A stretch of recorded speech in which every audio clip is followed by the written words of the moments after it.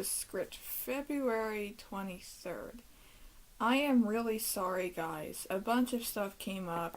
My mental health has not been the greatest. I am really sorry about slacking on the Animorphs vlogs. I will get back to them now. Hopefully I'll get all my homework caught up and done early again so that I can put them out slightly more regularly in the future. So, this is book 26, The Attack. I have no idea why it looks like it was mauled by a pen, but something happened, I guess. This is the inside cover, and that looks like a screenshot from the Lego movie. Hard to believe that this is a small child. This is such a weird series. So, this is a flip book. Not the most impressive one. So, wow, there is a lot to unpack here. So, the Animorphs and Eric are transported to the escort homeworld by the Elemist. They are pawns in the chess game, and the fate of this strange Ferengi-esque race hangs in the balance.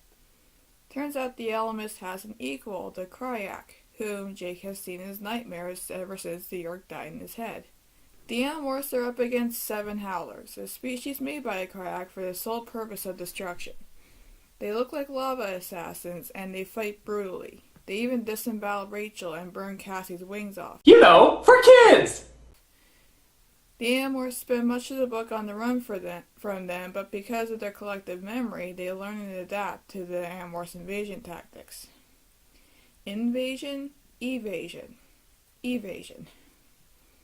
To make matters worse, when accessing the Howler's collective memory, because apparently memory is a huge luxury in the world of the escort, they can find no record of defeat. Also, Eric is now stuck with the memories of the species who killed his creators. For some reason, he cannot delete memories once they're encoded. To me, that seems like a terrible design choice, because any computer's memory has to run out of space eventually. It seems to be included just to add drama. Anyway, Jake manages to lead a Howler off the edge of a platform and acquires him while both plummet to their deaths, managing to morph the bird and break off a second before pancaking. With the new morph, he learns that the Howlers are children. They never live to adulthood. They're kept in a permanently innocent and ignorant state to better be controlled by the Kryak. He uses the morph to get close to a Howler and implant his memories, causing the Howlers to be destroyed by Kryak before their memory of defeat and of their enemies being real people can spread. Don't want them to realize that it's not just a little game they're playing. One memory, however, managed to slip through. When Jake and Cassie kissed. Oh, I forgot to mention, in this book, Jake and Cassie kiss. So, the Howlers are children. To them, life is a video game. Imagine GTA, but in, real life. Imagine if your reality was like a GTA game. And then one day somebody told you that all those people that you're killing are actually real, and they feel real pain, and they have families who miss them. Dang.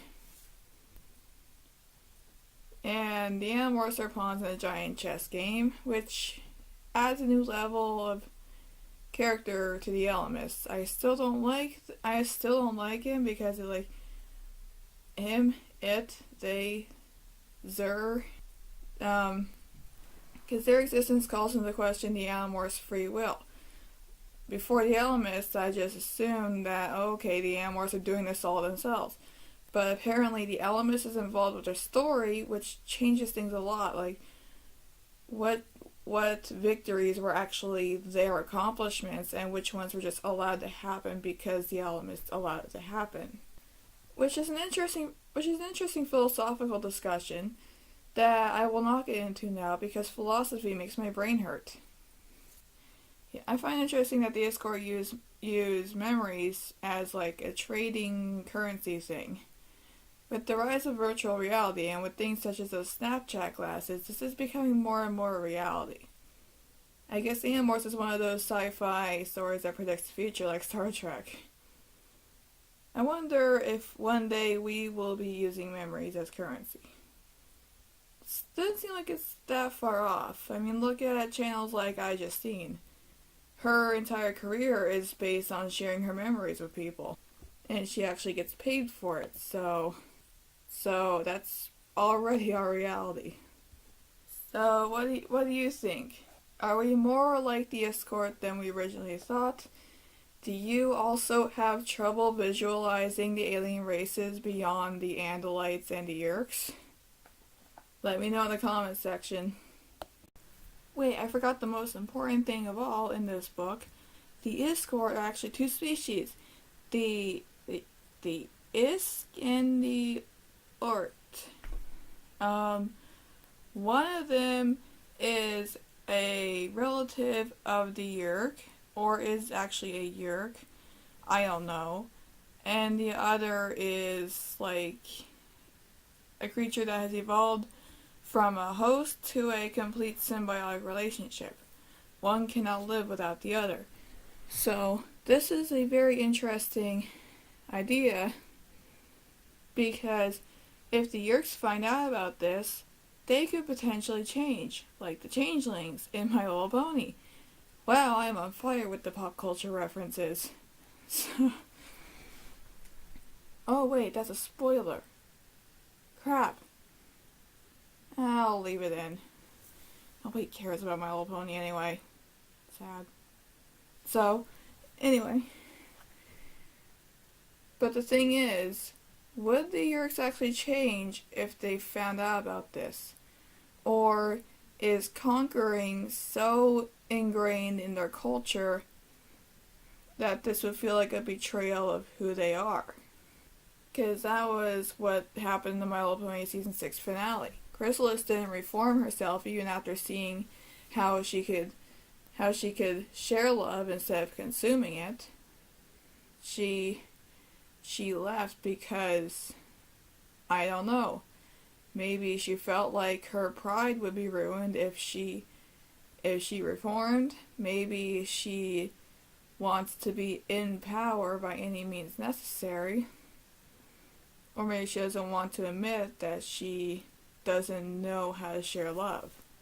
Maybe it's something similar with the Yeerks. Maybe there's something in their culture that prevents them from seeing an alternative, because I know this whole development of interstellar travel happened very recently thanks to Zero's kindness, which happened about 50 or 60 years ago in the show's timeline. That maybe that's what's preventing them from using robotic hosts like androids, because we know that Eric can store a Yeerk in his head.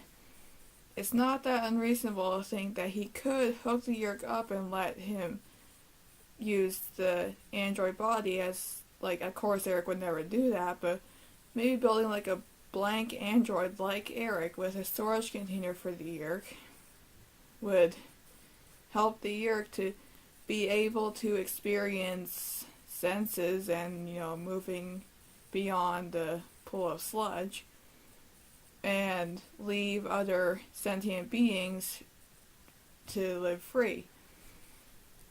But again, they seem to be a very warlike species whose technology has evolved faster than their morality. Like us.